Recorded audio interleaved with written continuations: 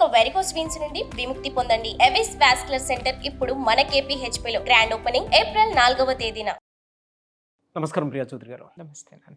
పిల్లల్లోనే సడన్గా ఒక స్కూల్ నుంచి ఇంకో స్కూల్ ట్రాన్స్ఫర్ చేసేస్తారు కొంతమంది. వాళ్ళ వ్యక్తిగత విషయాలను బట్టి ఆధారపడి ఉంటుంది. కానీ బట్ పిల్లలు చెప్పరు, కానీ దాని వెనక చాలా పెయిన్ ఉంటుందండి, చాలా పెయిన్ ఉంటుంది. నేను మా మిస్సెస్తో చూశాను. యాక్చువల్గా మేము ఇద్దరం కలిసి చదువుకున్నాం కదా, వాళ్ళకి ట్రాన్స్ఫర్స్ అవి ఎక్కువ ఉండేవి, స్కూల్స్ కదా, సో ఇక్కడ నుంచి. బట్ సడన్గా అక్కడ వాతావరణం నుంచి ఇక్కడ వాతావరణానికి షిఫ్ట్ అయ్యేటప్పటికి తనంత ఫేస్ చేసిందో నాకు కొన్ని విషయాలు చెప్తే, ఇప్పుడున్న పిల్లల్లో అది ఇంకా ఎక్కువ ఉందేమో అనిపిస్తూ ఉంటుంది నాకు. ప్రతి ఒక్కరికి తెలియాల్సినటువంటి అవసరం ఉంది కాబట్టి అడుగుతున్నాను. నేను అనేది నా చిన్నప్పుడు నేను చదువుకున్నప్పుడు ఇద్దరం స్కూల్లో ఉన్నప్పుడు మాట అది. బట్ ఇప్పుడున్న పిల్లల్లో, ఇప్పుడున్న వాతావరణంలో పిల్లల్ని అర్థం చేసుకోవడం కూడా చాలా కష్టమైపోతున్నటువంటి సందర్భాలు ఉన్నాయి. ఎప్పుడు ఆ మాట అనొద్దు నాగరాజు. కాదండి, అంటే ఈ విషయం ఎందుకు చెప్తున్నాను అని అంటే, కూర్చొని మాట్లాడేటువంటి పరిస్థితి లేదు వాళ్ళ పెద్దవాళ్ళలో. అందుకు వాళ్ళ మనస్తత్వాన్ని అర్థం చేసుకోవాలి అని అంటే సడన్గా షిఫ్ట్ అయినప్పుడు వాళ్ళు ఎలా ఫీల్ అవుతున్నారు ఏంటి అనేది పేరెంట్స్కి తెలియాల్సినటువంటి అవసరం ఉంది కాబట్టి అడుగుతున్నాను. ఎలా ఫీల్ అవుతారు అసలు వాళ్ళు? ఇది ఎలా ఉంటుందంటే, ప్రశాంతంగా ఉన్నటువంటి సరస్సులో థమ్మని ఒక రాయి వేస్తే ఎలా ఉంటుంది? ఎంత అలజడి వస్తుంది, పెద్ద శబ్దం వస్తుంది, మొత్తం అంతా అలజడి వచ్చేస్తుంది, భయంకరంగా జిగ్జాగ్ జిగ్జాగ్ జిగ్జాగ్ అయిపోతుంది.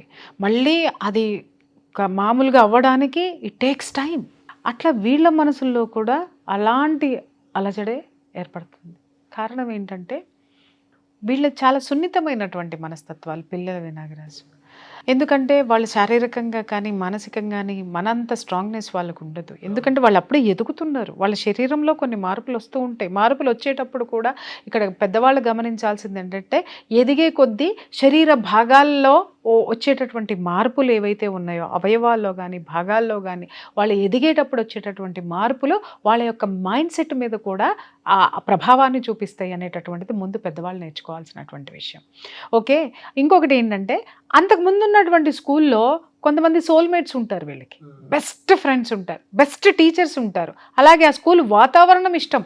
కొంతమంది చూడండి, మనం కూడా చిన్నప్పుడు స్కూల్లో ఒకే ప్లేస్లో కూర్చోండి, ఆ ప్లేస్ అంటే ఇష్టం, ఆ మెట్ అంటే ఇష్టం, లేదా ఆ గట్ అంటే ఇష్టం, లేదంటే ఆ రాయి అంటే ఇష్టం, లేదా ఆ చెట్టు అంటే ఇష్టం, టేబుల్ అంటే ఇష్టం. ఎస్, ఆ టేబుల్ అంటేనే ఇష్టం, అక్కడికే వెళ్ళి కూర్చుంటాం మనం. అలాగే కొంతమంది ఫ్రెండ్స్ ఉంటారు, రాత్రి ఏం జరిగిందో పొద్దున్నే ఎప్పుడు తెల్లారిపోతుందో, ఎప్పుడు స్కూల్కి వెళ్ళిపోదామా, ఎప్పుడు ఆ ఫ్రెండ్ తోటి ఇవన్నీ చెప్పేద్దామా అనేసి ఈగర్గా వెయిట్ చేస్తూ ఉంటాము.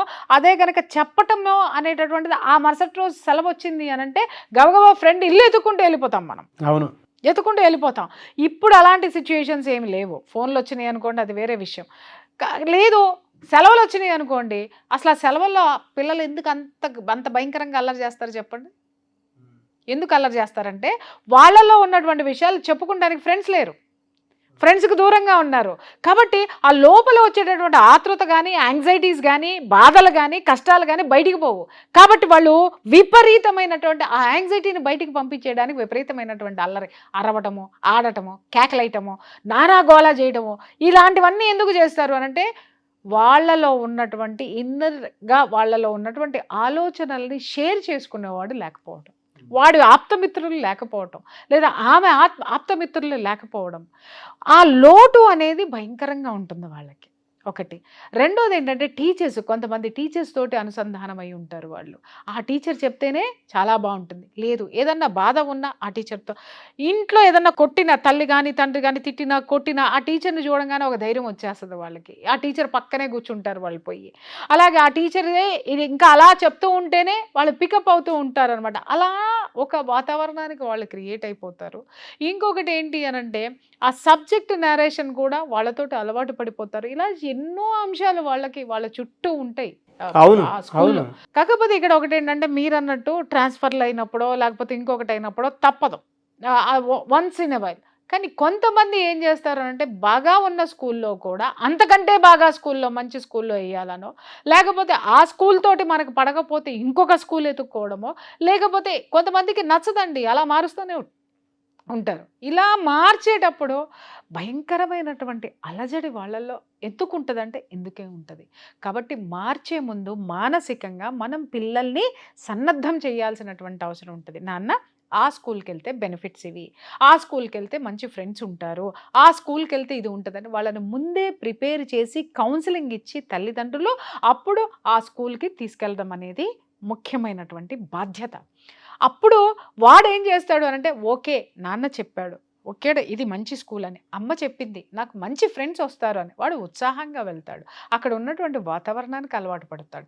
అలా కాకుండా ఏమవుతుందంటే, ఇప్పుడు చిన్న ఎగ్జాంపుల్ చెప్తాను, ఈ మా ఇంట్లోనే ఉదాహరణ ఉంది. ఓకే. మా అమ్మాయి ఐసిఎస్సి సిలబస్ ఒక స్కూల్లో చదివేది, అది హైఫై స్కూలు. ఓకే, అక్కడ ఏం జరిగింది అని అంటే, కరోనా టైంలో నా కర్ణుడు సావుకు 100 కారణాలు అన్నట్టుగా ఆ స్కూల్ నుంచి బయటికి తీసుకురావాల్సి వచ్చింది. తీసుకొని వచ్చిన తర్వాత తీసుకెళ్ళి స్టేట్ సిలబస్లో ఒక స్కూల్లో పెట్టేశాను. ఇక మా అమ్మాయి అవస్థ మామూలు అవస్థ కాదండి. ఒక పక్క ఇంట్లో పరిస్థితులు, తనని ఊపిరి తిప్పుకోలేనటువంటి సిచ్యుయేషన్స్ ఉంటే, స్కూల్లో ఉన్నటువంటి వాతావరణం క్వైట్ ఆపోజిట్. ఏంటి అనంటే, ఆ భాష కానీ ఆ వాతావరణం కానీ ఐసిఐసి సిలబస్ అంటే, అమ్మా ఇది నేను 5th క్లాస్లోనే చదివేసుకున్నానమ్మా, ఆ లెసన్లు 7th క్లాస్లో వస్తున్నాయి. అమ్మ ఈ సిలబస్ అసలు నాకు ఈ వీళ్ళు ఏం అంటే అక్కడ ఉన్న లాంగ్వేజ్కి ఇక్కడ ఉన్న లాంగ్వేజ్కి కూడా తేడా భయంకరంగా కనిపిస్తుంది. తర్వాత అక్కడున్న యాటిట్యూడ్కి ఇక్కడున్న యాటిట్యూడ్ టోటల్గా డిఫరెంట్గా ఉంటుంది నాగరాజు. మా అమ్మాయి గొడవ చేసేసేది ఏంటి అనంటే, అమ్మ అంటే ఇక్కడ నేనేదో సిలబస్ పరంగా వేరియేషన్స్ అని అనట్లేదు, యాటిట్యూడ్ చెప్తున్నాను ఎలా ఉంటుంది అని. అమ్మ మా స్కూల్లో అసలు మాకు జెండర్ డిస్క్రిమినేషన్ లేదు అక్కడ, అసలు వీడు మగ వీడు ఆడ అనే తేడాలు ఉండవు మాకు. వాడు ఆడైనా మగైనా సరే వాడు ఫ్రెండ్ అంతే, వాడు క్లాస్మేట్, వాడు ఒక పదార్థం, నేను ఎట్లాగో పదార్థం వాడు కూడా ఒక పదార్థం, లేదా నేను ఎలాగో హ్యూమన్ బీయింగ్ వాడు కూడా హ్యూమన్ బీయింగ్ తప్ప మా మధ్య వాడు మగోడు మేము మాట్లాడకూడదు, మేము ఆడవాళ్ళం మేము దూరంగా ఉండాలి, ఇలాంటివన్నీ నాకు తెలియదమ్మా, మేము ఎరగం అసలు. ఇక్కడ నాకు ఈ వాతావరణం ఒక విచిత్రంగా ఉంది. ఏంటి, మగవాళ్ళతో మాట్లాడకూడదు, మగవాళ్ళ వైపు చూడకూడదు, వాళ్ళతోటి కూర్చోకూడదు, వాళ్ళతోటి ఇది చేయకూడదు, అంటే ఇక్కడ ఎందుకు ఉండకూడదు అనేటటువంటి కొత్త ఆలోచనలు వీళ్ళల్లో క్రియేట్ అయిపోతాయి. మింగిల్ అవ్వలేరు. వాళ్ళకి ఆ వాతావరణం ఎలా ఉంటుందంటే ఎబ్బెట్టుగా ఉంటుంది. ఎందుకంటే ఆ స్కూల్లో ఒక విధమైనటువంటి మానసిక పరమైనటువంటి స్వేచ్ఛ ఉంది అక్కడ, అలాగే ఒక ఎదుగుదల ఉంది అక్కడ. అంటే ఆ స్కూల్ యొక్క ఐక్యూ డిఫరెంట్ ఈ స్కూల్ కంటే, దీనికంటే కూడా. ఎందుకు అంటే ఆ స్కూల్లో దేశంలో మొత్తం ఎక్కడెక్కడ ఏ భాష వాళ్ళు, ఏ రాష్ట్రం, అన్ని రాష్ట్రాల వాళ్ళు, అన్ని భాషల వారు, అన్ని కులాల వాళ్ళు, అన్ని స్కూల్లో ఉంటారు.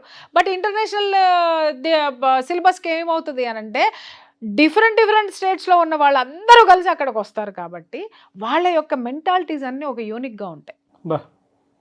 అవును, యూనిక్గా ఉంటాయి. అది ఏంటి, ఏ హెచ్చు తగ్గులు లేకపోతే ఇంకొకటి అట్లా ఉండదు. It's a hub for to share each and everything to each other. అర్థమైందా?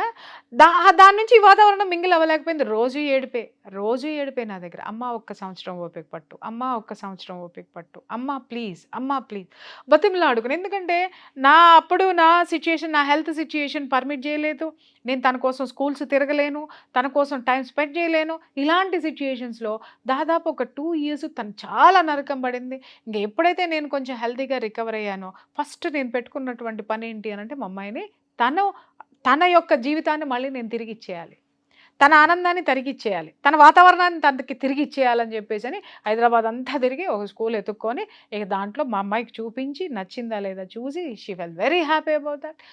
తీసుకెళ్ళి జాయిన్ చేసింది. ఇంట్లోకి వచ్చి కూర్చొని అమ్మయ్యా అనుకున్నాను నేను. అప్పుడు మా అమ్మాయి కూడా ఇంకొకటి ఏంటంటే, మళ్ళీ ఆ స్కూల్లో కూడా తనకు కొంచెం ఇబ్బంది పడింది అక్కడ మింగిల్ అవ్వడానికి. అంటే వాతావరణం అదే కావచ్చు, కానీ కొత్త వాతావరణం కదా, కొత్త మనుషులు కదా, ఆ మనుషులు మింగిల్ అవ్వడం అనేది అక్కడ ఉన్న టీచర్స్ యొక్క యాటిట్యూడ్ని, పిల్లల యాటిట్యూడు, తర్వాత అక్కడ ఉన్నటువంటి వాతావరణము, ఆ స్కూల్ కల్చరు, పిల్లల కల్చరు, ఇవన్నీ అడాప్ట్ చేసుకోవడానికి 1 సంవత్సరం పట్టింది మళ్ళీ తనకి.